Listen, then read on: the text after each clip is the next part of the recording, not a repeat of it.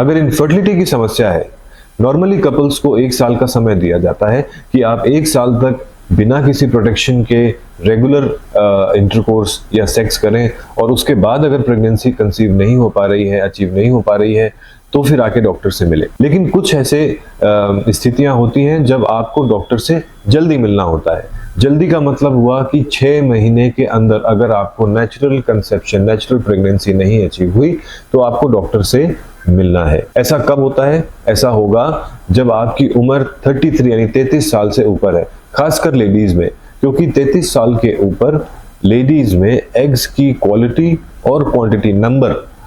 Eggs का number भी कम होने लगता है और उनकी जो गुणवत्ता है वो भी कम होने लगती है। इसी तरह मेल्स में 33 इयर्स के बाद शुक्राणुओं की क्वालिटी और नंबर्स कम होने लगते हैं, पर ये उतना ड्रास्टिक नहीं होता, उतना ज्यादा फर्क नहीं पड़ता जितना लेडीज में पड़ता है। दूसरा, अगर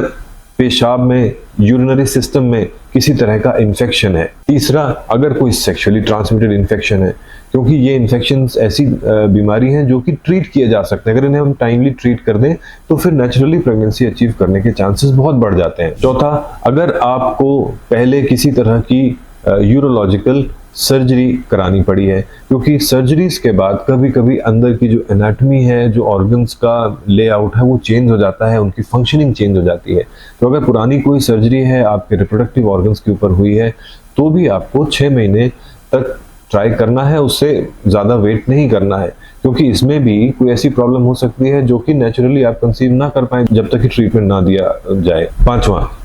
कैंसर का रोग। अगर अनफॉर्चुनेटली किसी को कैंसर का रोग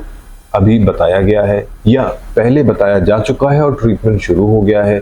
तो इस कंडीशन में आपको यूरोलॉजिस्ट से टाइमली मिलना चाहिए। ऐसा इसलिए क्योंकि कैंसर का रोग अपने आप में रिप्रोडक्टिव कैपेसिटी को, क्षमता को कम कर देता है, प्रेगनेंसी अचीव करने की क्षमता को कम कर देता है। उसके ऊपर से अगर कैंसर का शक है या कैंसर की डायग्नोसिस बन गई है, तो बहुत सारे सीटी स्कैन्स और पेट स्कैन्स किए जाते हैं जिनमें रेडिएशंस होता है, और ये रेडिएशंस आपके स्पर्म क्वालिटी को खराब कर सकते हैं। अगर कैंसर का ट्रीटमेंट होना है, कोई सर्जरी होनी है या कीमोथेरेपी चलनी है या रेडिएशन लगना है, इन सब से स्पर्म काउंट्स में बहुत ज़्यादा ड्रास्टिक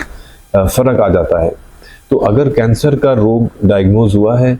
या हुआ था और आप इसके ट्रीटमेंट में हो एंड आगे आपको फैमिली प्लान करनी है, प्रेगनेंसी अचीव करनी है, तो यूरोलॉजिस्ट से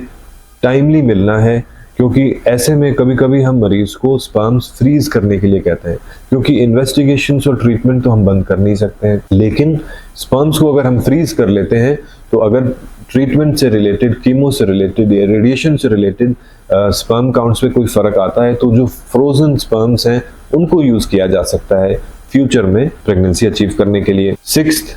अगर टेस्टिस महसूस नहीं हो रही है, हाथों में एब्सेंट है, तो भी आपको डॉक्टर से मिलना है। कभी कभी ऐसा होता है कि एक तरफ की टेस्टिस या तो जन्मजात नहीं थी या थी पर इन्फेक्शन के कारण सिकुड़ गई या किसी और कारण से नहीं है, एक ही टेस्टिस है। कभी कभी दोनों टेस्टिस में प्रॉब्लम आ जाती है, तो भी आपको यूरोलॉजिस्ट से जल्दी मिलना है। सातवां, अगर टेस्टिस में किसी भी तरह की गांठ मिल गई है, दोनों टेस्टिस आपको नॉर्मल मिल रही हैं, लेकिन कभी नहाते समय या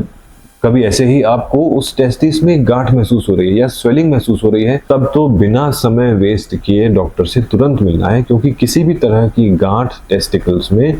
कैंसर भी हो सकती है, मामूली सा हाइड्रोसील भी हो सकता है, तो इसके लिए डॉक्टर से मिलना बहुत जरूरी है। आठवां, वेरिकोसील। अगर आपको टेस्टिकल्स के चारों तरफ नसों का गुच्छा फील होता है या स्वेलिंग महसूस होती है, तो भी आप अगर डॉक्टर से जल्दी मिले, तो इसका कई बार हम दवाइयों से या कंजर्वेटिव मैनेजमेंट करते हैं, उससे भी फायदा होता है, लाइफस्टाइल चेंजेस से फायदा होता है, कभी सर्जिकल रिपेयर करते हैं, नेचुरल कंसेप्शन होने के चांसेस बढ़ जाते हैं। ये एक ट्रीटेबल कॉज है मेल इनफर्टिलिटी का। और नौवां, अगर आपके स्पर्म्स का काउंट और मोटिलिटी लगातार एक के बाद एक टेस्ट में घटता जा रहा है, तो भी आपको डॉक्टर से फिर टाइमली मिलना चाहिए, क्योंकि